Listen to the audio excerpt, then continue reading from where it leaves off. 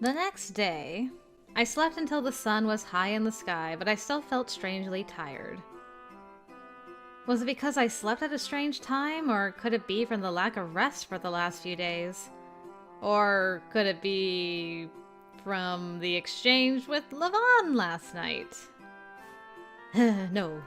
I shook my head to try and wake up. I had no time to waste. What should I do now?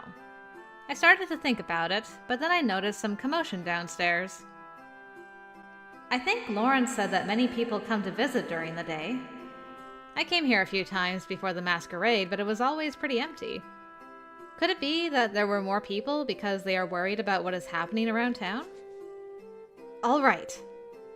I knew what to do today. First, I needed to get changed. I figured I could ask Elric where the clothes were. Father? Yes, what is... Oh, that dress. I approached Lawrence as he oversaw the people visiting the chapel. I managed to trick him only for a moment. He knew that it was me, dressed as a woman.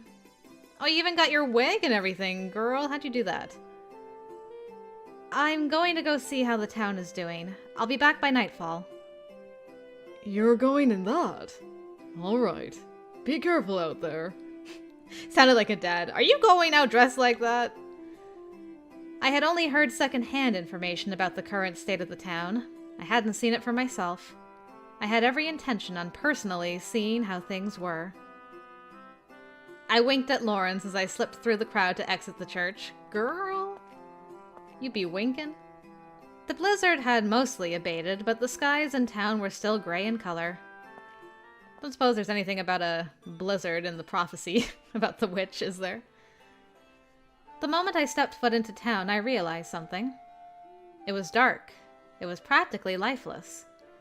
Though little else could be said about it. As someone who grew up in this town, seeing it in this state made me feel sad. There were some people sparsely populating the area, and no one appeared to be talking. I couldn't help but compare it to the day of the masquerade. It hadn't even been that long since then. Let go of me! Let go! A sudden cry of a man pierced the air. It wasn't far from where I was standing. I think it's better that I stay out of view, but... I moved as quickly as I could to the source of the cries, despite having difficulty with my long skirt. Ah, captured man.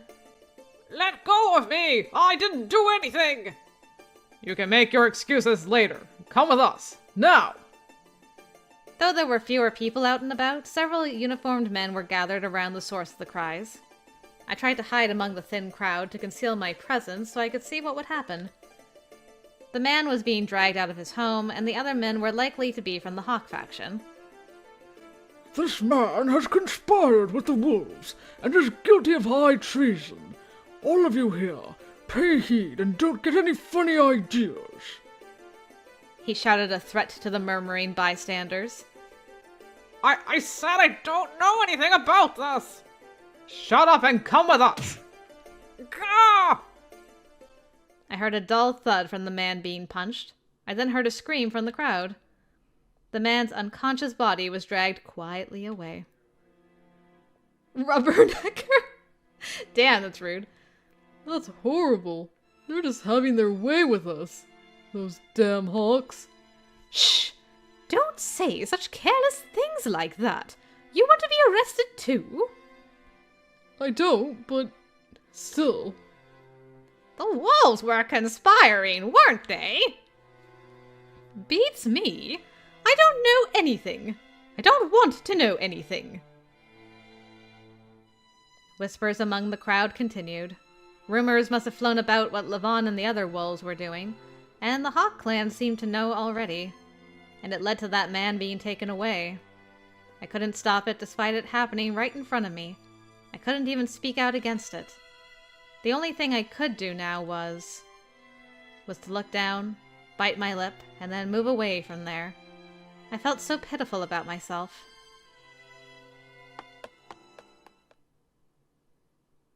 Oh. Levi? The sense of powerlessness overcame me as I walked back. Out in the distance, I saw someone I recognized. Or rather, someone I thought I recognized. I couldn't be sure of it at all. But still, I was compelled to run toward him. And get murdered. He was gone. I looked around but didn't see anyone resembling him. I thought I saw Levi. Maybe he wasn't really here. Ever since that day, I hadn't seen Levi anywhere. I didn't even have an idea where he could be. I hoped he was alright. Just a glimpse. Should've used your clairvoyance. Also, heyo, this is our first time seeing Lawrence without that big cloak thingy. He's got a ring! How come you only have a ring when you don't have the cloak thingy on? Look. Look. He's got the ring. Aye! You've got to be kidding me. That's amazing. Also, wrong buttons. Good job, me. I saw the younger brother. I also saw you hit the wrong button again. Sorry, Elric. Huh? A few days later, Elric spoke during dinner at the church. He suddenly started the conversation at random. When? And where? Just earlier, I saw someone go into the alley. It was hard to see because of the fog, but I don't think I got the wrong guy. Elric, I keep telling you to stop walking around at night. I wasn't just walking around. I was taking Rabbit out for a walk. Puh! How is that different? If you want to take a walk, get it done while it's light out. Lawrence, can you save the lecturing for later? Disciplining kids was important in its own right, but there was more pressing things at hand. Are you sure? Was it really Levi? Yes, I'm sure. Are you doubting me? Elric said he just saw Levi. That meant he could still be nearby. Time to get murdered. By the time I realized it, I had already run out of the church. You were looking around for her sake. Why would I do that? Out of kindness? No, that couldn't be. Maybe you had something bothering you about him. As if he reminded you of yourself. Huh? That can't be true. I'm done eating. Oh, hold on, Elric. Take care. Huh.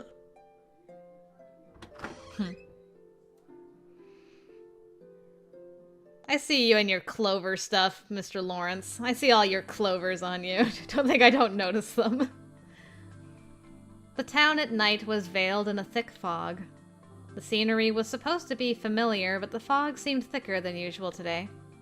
Would I be able to find Levi in this fog? If you use your clairvoyance, probably. Elric said he was in the alleyway, but which one? There were tons of alleyways in this town. I realized how careless I was. Why didn't I ask for more details? Shouldn't I have told Lavan too? What should I do? Should I go back? But what if Levi disappeared in the meantime? Puh! Puh! Mulling over what to do next, I heard an animal cry while hopping over to me. Thank goodness you're still here. Elric! Why? Rabbit followed your scent. You'd better thank her. Puh! I mean, what are you doing here? A certain somebody threw herself outside without listening to what I had to say. I would never admit that I was just about to return to ask for more details. It was such a surprise that he would come looking for me. What are you daydreaming about? Are you going to take me there? I don't have a choice. You're so slow that you probably couldn't find him by yourself in a million years. I'm not slow. Thanks for the gesture, but if you could just tell me where he is. Just come with me. Hurry. I didn't think it was right to be walking through the unsafe parts of town with a kid this late at night. But then again, it wasn't the time to be arguing. It's not like you're a stranger to me. Huh? Nothing. Come on. Hurry up or I'll leave you in the dust. Saying you're his friend. Any moment I took my eyes off him, his tiny back completely vanished in the fog. I moved quickly so I wouldn't lose sight of him. Ah, alleyways in the fog. Can't end badly at all. After walking with Elric for a few minutes, I started to hear someone else's footsteps. It sounded like someone stepping in sand. I stopped. Elric must have heard it too. He was looking in the direction of the sound. Say. Yeah, I know. I motioned with my hand for Elric to stop, and I started to approach the source. That's not terrifying at all. Something was shining. 2 sparks in the darkness. There was a silhouette around those lights. Those lights were eyes. As I drew even closer, I realized what they were. Levi's eyes, like those of a beast. Levi? No answer. I only heard strained breaths. He looked like an injured predator. Was this really the Levi I knew? Or was he a completely different person that had been taken over by the madness of the magical stone? If only I could see what's inside Levi's heart. Would I be able to? When it happened with Lavan, it was entirely by accident. This time I would have to do it intentionally. I focused my entire being into my right eye. Arrgh! Levi moved before I could. L? L! Oh, you call Elric L? Stop, my heart. You gave him a nickname? I love it. I stood in front of Elric to protect him. I couldn't let Levi hurt anyone else. Levi jumped straight at me with a knife in his hand. I pulled away and dodged the tip of the knife. What the hell was that for? Levi, did you really go insane? I was impressed at how Elric wasn't afraid of the situation. But now was a really bad time for that. Levi reacted to Elric's voice and changed his target. And he jumped up. Watch out! I grabbed him to force him to stop, but... Gah! He easily shook me off, throwing me against the wall. I didn't know he was this strong. When we wrestled as kids, we were about evenly matched. But thinking about it, it shouldn't have been a surprise. More than 10 years had passed since then, and Levi was also a man. Levi slowly walked up to me, but I couldn't move from the pain. Jed! Get away! I shouted to keep Elric at bay while I continued to glare at Levi. He had completely gone insane. There it is. The ring on Levi's knife-wielding hand glimmered. The magical stone set in that ring gave off a dark glow. It's because of that, isn't it?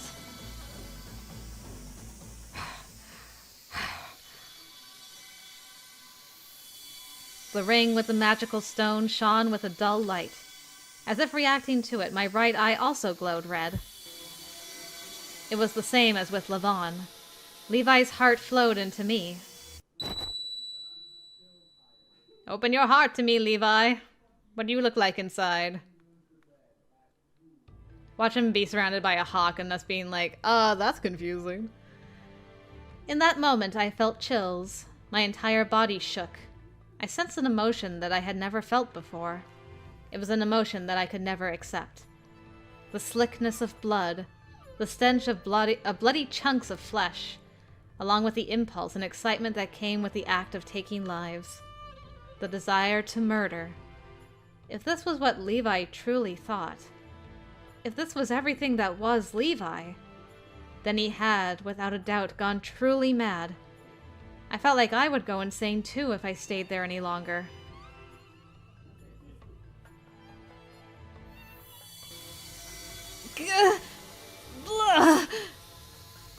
I felt sick, scared. I wanted to flee. I didn't want to look at it any longer. But... I shook away the insanity that tried to flow inside of me. I tried to endure the pressing madness that tried to swallow me whole. This couldn't be the only thing here. I didn't know this Levi, but there must be a vestige of the one I did still in there, somewhere. He must be somewhere inside this madness. Where was he? Where was Levi? I'm looking. Oh man, so many dots. Found him. Through the storm of lunacy, I saw Levi's tiny back. His head and shoulders were covered in snow. He must have been there for a long time. He was left there all alone.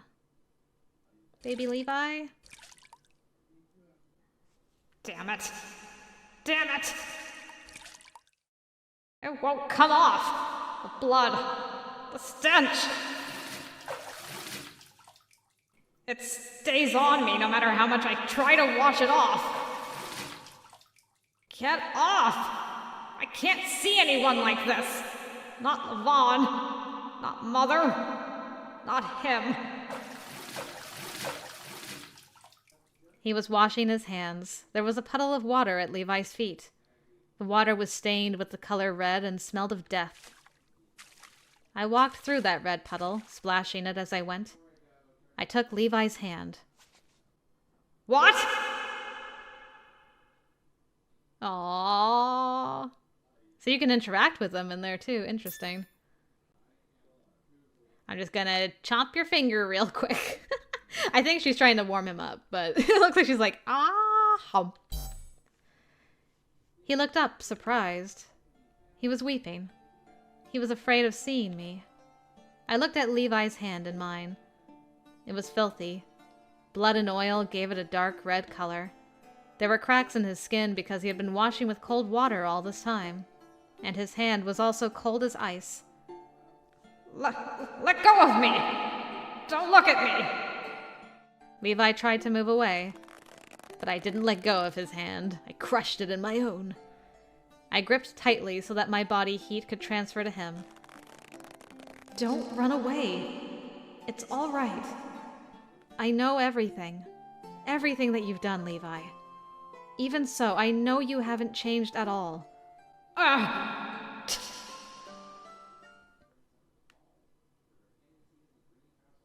My sight returned to me. A powerful sense of dizziness and nausea overcame me. This was what Levi was feeling. Pain and suffering. A cry for help. He was crying deep down in his heart, but in this moment he was holding a knife to me. Levi. He held his knife high up. No matter where he struck me, I would likely die. But I believed in Levi. Levi's eyes opened wide. The knife came down on me. I kept my eyes open so I could watch until the very end. Blood danced in the air. Something warm and sticky splattered all over my face, but it wasn't my blood. The knife struck. It was close to my face, embedded in Levi's left hand. Woo, he reached out to him just in time. Ow!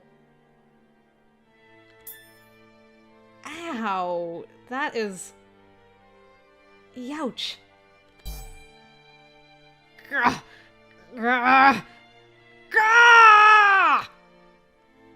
A scream of pain, or perhaps it was more like a roar of defiance. Levi? Ah!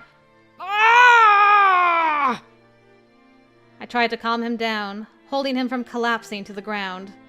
But in the next instant, he bit down on my right shoulder. Hello? Well... Are you smiling, Jed, at a time like this?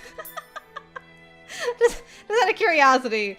Are you smiling at a time like this? Because, this is, maybe not the best time. Maybe it's shock. You know, it could be shock. Gah! His teeth dug deep through my clothes. It felt like he was tearing through my flesh. I couldn't see his expression from this position. but from the way his body shook, it felt like he was trying to endure something. Levi! Stop! Get away! It's okay, Elric! Just let him! No, it's not okay! You need to treat those wounds! I said it's okay! I spoke sternly to Elric while trying to maintain a calm voice. Still, it really hurt. But I'm sure Levi was enduring pain many times stronger than this. Just let Levi do what he wants right now. What? Why? I don't get you two!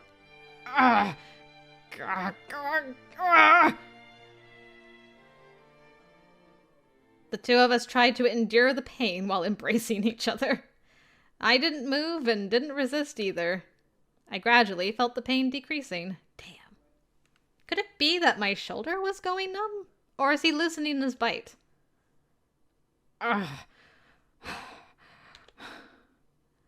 After a short sigh, Levi's mouth moved away from me. It wasn't the breathing of a beast, but that of a man. Chad! Levi? Have you come too? I'm sorry. It hurts. A lot. Same here. It seemed that Levi's eyes were still clouded. The insanity might not have completely left him yet. But even through this short exchange, I could say one thing for certain. Levi was back. Why the hell would you let yourself get a stupid wound like that? Elric and Rabbit were mad. I would say I deserved it. It seemed that I kept those two in suspense the whole time. I don't know how to treat wounds, so you're gonna have to get that looked at by Lawrence. He picked up Rabbit and started walking away. Like, I'm done with y'all and your weird, kinky nonsense. I'm out. It would be better if I returned to the church for now. Levi, can you walk? Sorry. Can you help me up? I don't think I can give much support on my right side right now. Then help me with the other side. Alright, we'll limp together. The two of us tried to support our weights by leaning on each other as we left town. We're a mess. We're a hot mess. Alright, that should do it. Ow! Did he just bop me on the head? He slapped at my wound over the bandages. Ow! That's rude. That hurt. That really hurt. Lawrence, what was that for? Jeez, you two came back with such stupid wounds. Stop it! It felt right at the time. My protest was cut short by his lecturing voice. A stupid wound. I just heard that not too long ago. But he was exactly right, so I didn't have the will to talk back.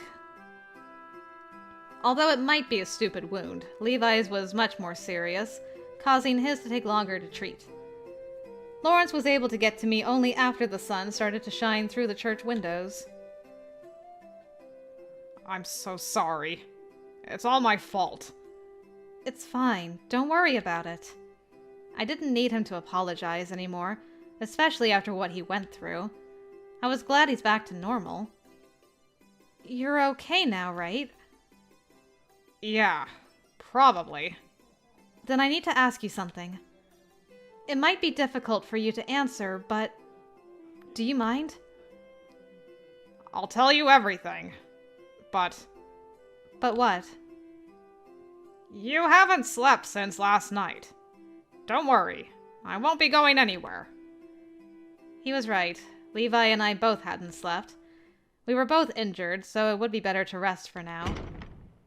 But right when I thought that, a loud banging noise echoed through the church as the door was flung open. Levi! Yeah, I knew he'd be here, like, toot sweet. Dang, I wanted to hear about, like, was Francisca really ordering you? I need to know. Lavan? Lavan!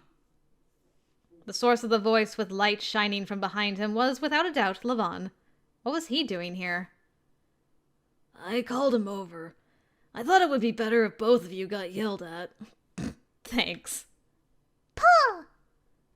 I see, so those two were the reason for it. I didn't know if I should praise them for being considerate or reprimand them for doing something entirely unnecessary. Either way, the choice of resting a little was completely thrown out. Well, Lavan will have to step in for Francisca and scold us. Only a little time was needed for everyone to calm down. It was then followed by silence. We had the opportunity to talk, but I didn't know how to start. Seeing Levi in the light of day revealed that he was completely weakened. It made me reluctant to ask him anything in that state. I wondered if he had been hiding somewhere since that day, all the while being tortured by his own insanity. Unable to stand by any longer, Lavan was the one to open his mouth first. Is it true that you have been murdering people? Everyone focused on Levi. After a long time, Levi nodded. He affirmed it. So it was true. I knew it already, but seeing him admit it really pained me. Why? There was no reason for you to stain your hands with blood. In the beginning, it was just a coincidence. He started to mumble in a low voice. I didn't want to listen, but I had to. I focused my ears so that I didn't even miss a single word. I wonder when it all started. Mother said that there was someone that wouldn't listen to her, no matter what. I saw him in town by chance, so I decided to settle things. I planned on roughing him up if he intended on defying Mother indefinitely. That really was all I originally intended. And you... I punched him just to threaten him, but he started bleeding. I only did it lightly, so he probably only got a cut on his lip. But the moment I saw that, I don't know what happened. I could feel my body burn with excitement. And by the time I realized it, You killed him. This time Levi nodded immediately. That was when I learned. Actually, saying that I realized it would be more accurate. That I loved killing people. I think it's called murderous impulse. Murderous impulse. The love of killing. I knew what the words meant, but I could never understand it. Was it something like a small child pulling the wings off of insects? That emotion could be felt toward fellow humans as well. You don't need to even try to understand it. Normal people wouldn't be able to. You sound like you do. Of course not. How would I? Lawrence looks down at him like, And your... should I call it a fixation? Are the people here the only ones who know about it? No, I told Mother. Francisca. Of course. She was the first person I told. Francisca knew about this. I was reminded of what Lucas told me. He said that Francisca was the one pulling the strings behind the murders. So, did she see an opportunity since you loved killing anyway? Then it's true. After killing the guy, my head suddenly cooled off. I knew I did something risky, and I was afraid it would cause trouble to the family. And to Mother. And what did she say? She praised me. Huh? Huh? She praised me by saying I did well. I was so surprised. I thought she would slap me or cry about it. But Mother smiled and praised me.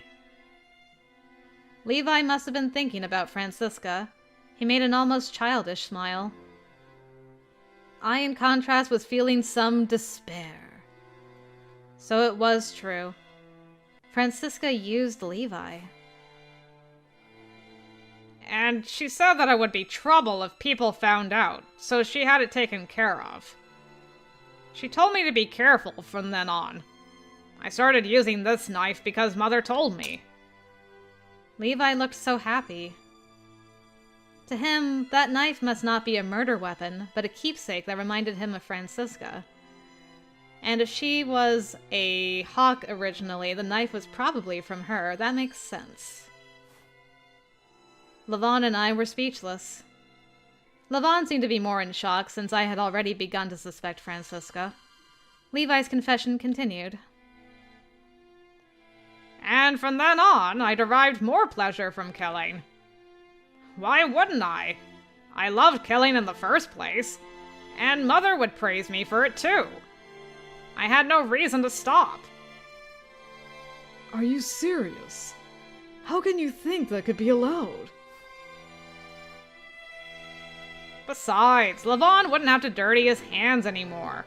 I could just kill the ones that interfered with us. Me? Lavan, you need to remain as clean as possible. You're wise, reliable, and everyone looks up to you. You can be the ideal lord that everyone wants. I think Mother felt the same way. That's why she praised me for doing this. She thanked me for dirtying my own hands for Lavan. She said I was such a good boy for shedding blood in place of him. Is that what you were thinking? That's why I continued. My killings were for the sake of our clan. They were for Mother and you, Lavan. But I sometimes wonder if that's true. I actually don't know myself.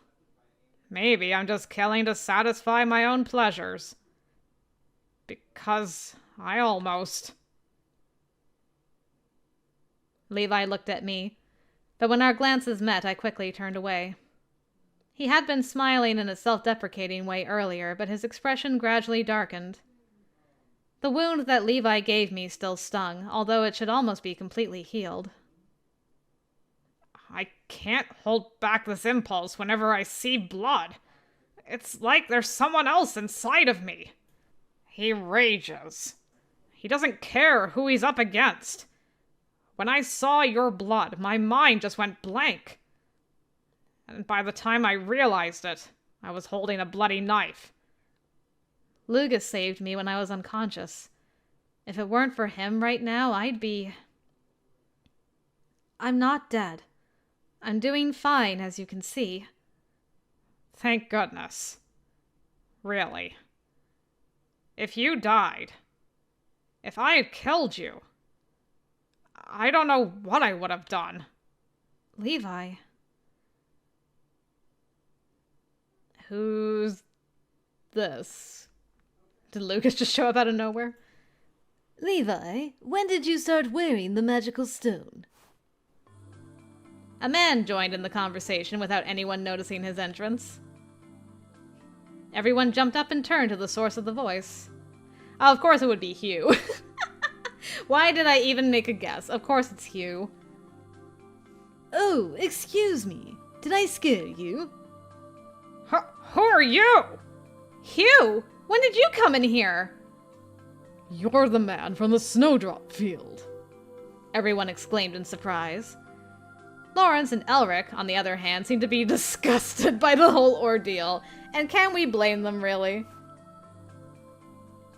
Oh, brother. We seem to have so many strange guests today. I thought I locked the doors. How'd you get in here? Lavan here seems to remember me. There hasn't been enough time passed for me to greet you with long time no see. Were you eavesdropping? Jed, who is he? He's... The entire atmosphere was in chaos. It would be better if I gave a proper explanation to everyone. Hugh picked up Levi's left hand, completely ignoring the confused crowd. Hey, what are you doing? Don't move. Oh, look here. Levi was still wearing the ring with the magical stone set in it. When I looked at the stone now, it didn't appear to give off that glow. It's quite clouded. You must have been heavily influenced by its effects. Effects? Never mind that! Who the hell are you? I'd like for you to answer my question. So, Levi, when did you start wearing this? When? Since he was a kid. I received mine at the same time. They are our family's heirlooms. I see. No wonder you seem to keep it on your person so carefully. Levi and Lavan both. Excuse me, I suppose that's neither here nor there right now. Hugh, you said that Levi was under its effect. I still hadn't told Lavan and Levi about the stones.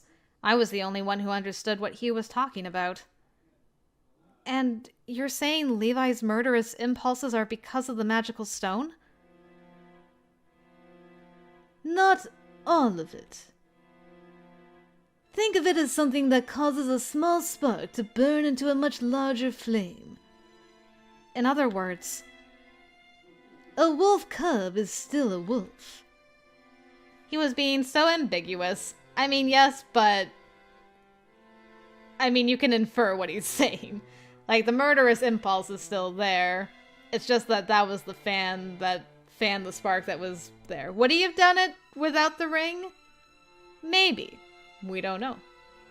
I didn't know how I should take that message. Was he saying that even without the magical stone, Levi would have eventually gone out and murdered someone? The possibility was there. Can't say definitively one way or the other. Or would that desire not ever have surfaced if it weren't for the stone? I'll take my leave now. I'm sure there are things you need to explain to those two. He appeared uninvited and left similarly on his own accord. As he does. I had seen him many times already at that point, but I still didn't understand him. But I would deal with him later. I turned back to the two who were quietly watching my exchange with Hugh. There is something I need to tell you. It's about the magical stones that you both have.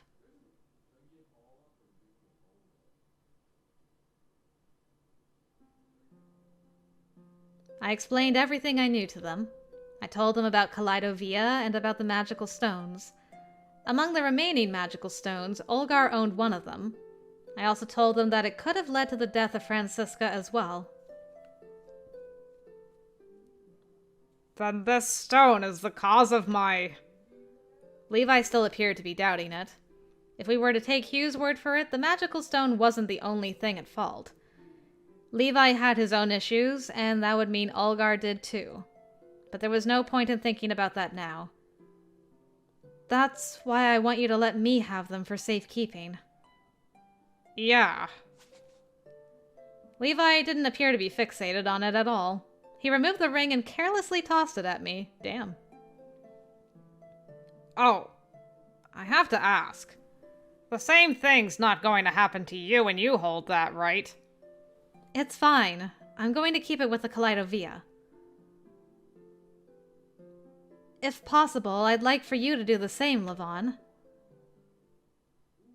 Is it possible? Lavan thought a bit while looking at his accessory. But what he said next were words of rejection. No. I'll hold on to this myself. Lavan, don't be an Isildur, okay? Huh? Why? Olgar is after it, right?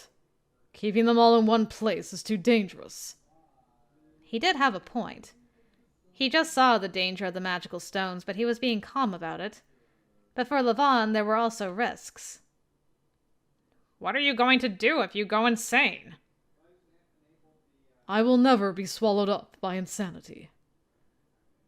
Wow, is that an insult to me? That's not what I mean. Because you did the dirty work, I was able to maintain my composure the whole time. That's why I'll be fine. Lavan. Is that all right, Jed? Yeah, but please be careful. If you see any signs that something is going wrong, please tell me right away. All right. I'll keep that in mind. Seems like we know what to do then. Let's stop right here. As if waiting to say it, Lawrence jumped in the conversation. I think you all need to take a rest. Especially you, Levi. I'm sure you haven't been able to for a very long time. Levi heaved a short sigh as if he just remembered how tired he was. Feel free to use whatever open room there is. And it's almost time for people to come for the service. I suggest you leave before people see you. We all listened to Lawrence's advice. We were all tired, but we also needed to think about what to do from that point onward. Lavan returned to the Wolf Clan's hideout. Levi would stay at the church in a room different from mine. After promising to meet again, we all headed back to sleep.